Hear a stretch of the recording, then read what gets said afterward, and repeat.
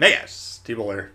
Today we got a look at the Tier 7 American Light Cruiser, Cleveland. I got Norm Scott on the screen here, Macau Vian. You'll note no range boost, not in that perk 1 slot. We're not running Kuznetsov.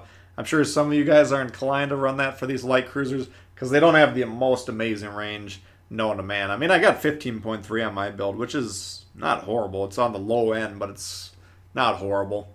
But the floatiness, the slow trajectory on these American light cruiser shells, the time to target's already quite long. And by increasing the range, we're basically just increasing the time to target for those max range shots. Any player that's inclined to dodge to begin with, you're never going to be able to hit at max range.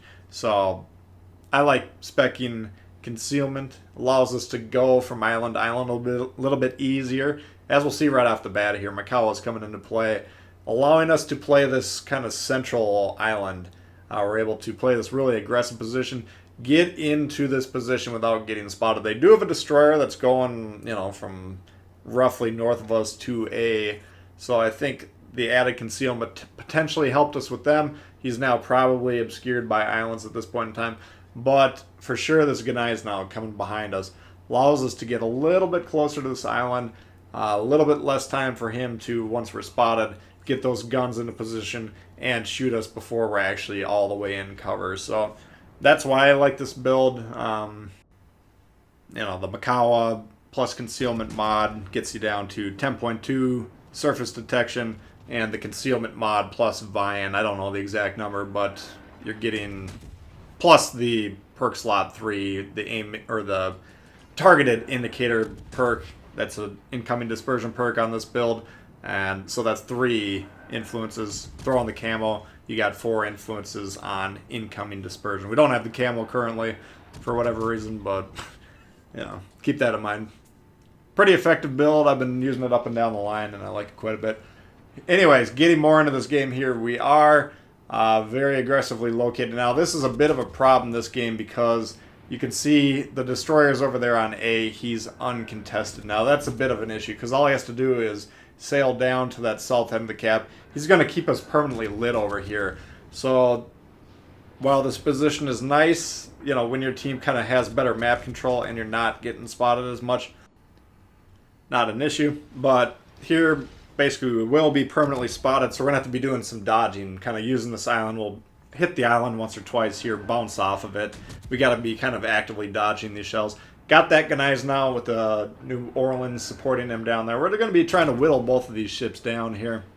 If we're pinned against this island, that should prevent most of those ships to the north of us from hitting us. I think there's some Atlanta or something that's basically raining straight down on us. But for the most part, we're protected, except for the New Orleans, except for the Ganais now. Which the Ganais now will hit us here, and he's going to hit us pretty hard. So, very dangerous position. You'll see throughout this sequence here, we just fired an AP shot into the New Orleans. Got him, it looked like about 7,000 there. We'll be flipping back and forth between the AP, the HE. Both of these targets, the Ganais now, the New Orleans, broadside. And when you got those opportunities, test the AP out. Take a salvo or 2. You got a 5.3 second reload on this thing, so you can take a couple trial shots, see what the results are. If you get some decent results, which you often will, regardless of the range, really, stick with the AP. If not, go ahead and switch it back to the HE. The HE's pretty damn good with this build. You got an 18% fire chance once the ship's all maxed out. You get that gun mod upgraded. But really, doesn't matter what shell the Cleveland's shooting at you. If it's shooting at you, you're kind of in trouble. I do have a question for you guys in the comments. Those of you that are running Yamamoto on this Norm Scott build here, let me know how it's working out for you. I'm probably going to test it out soon, just due to how juicy this AP is. I'm kind of thinking maybe a little bit more zip on the AP might just turn it extra dangerous. I'm sure some of you aren't using the aim indicator perk slot 3 with the incoming dispersion as well. I think you can put the AP pen / AP damage perk on that one as well. So you guys let me know how that goes. I mean, I'm not really going to be inclined to give up that perk 3. I really like the incoming dispersion builds. But I think the AP, specking out for it could be quite strong. Anyway, we've kind of cleared out that side. Now we do have this Maz over there. He's the one who's been spotting us. Now that he's kind of run away from behind that island for a moment, we do finally drop spot. Akatsuki here, though, and he's a ship I'd like to get. You can see the Maz down there. He's kind of tied up with the battleship. So I'll, destroyer battleship. He's going to torp him until he kills him. Hopefully that gives us enough time to find that Akatsuki, kill him. Then we can go down there, kill that Maz. That's kind of the game plan here. Odin, we were going to get some shots into him, but someone on our team blew him up pretty quickly. So, back to the original plan. Now this Nelson's going to be a thorn in our side, and this is a good example. We've been talking a lot about like pinning and holding lines and stuff in our battleship videos recently. This is a good example of what it looks like on the enemy's side. Like whenever we're spotted and he's got a clean shot at us, he's kind of preventing us from moving forward. We're definitely going to see it here in a couple of minutes. But even right now in this early sequence, I got to be careful. My game plan, though, is if I can get around here, kill this Akatsuki, we might be spotted by that Maz for 20 seconds. I'm not 100% sure what's going on down there. Don't have time to pay that close attention to him. Looks like he's probably spotting us there, but ideally we could remove this Akatsuki, drop spot, and then keep away from that Nelson, because he's really threatening us as we move forward. Here he engaged in the old Japanese destroyer duel. Ancient art, goes back millennia. Both destroyers just rush each other, torp each other, don't fire the guns once. That Akatsuki came on top. The problem for him is that whole dance allowed us to pull forward, remove him, and now we're staring down the Maz, relatively point-blank range. So this is kind of more of an example of an offensive play that the Cleveland will make. Again, that Nelson back there is extremely threatening to us. So once we've kind of scared the Maz off, I'm going to be more focused on the Nelson getting into cover. You can see there he did fire once.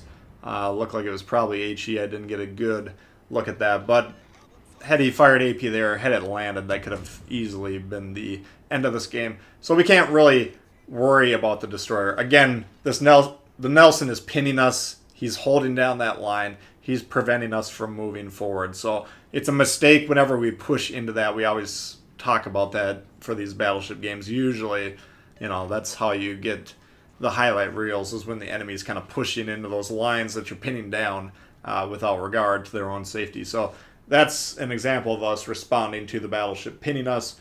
And this guy, he's being really aggressive here. I get it. They're down. He's probably trying to make something happen. If he's being aggressive just to reset me, that's a mistake. I mean, winning on points is not an option for them. They're going to have to kill us anyways.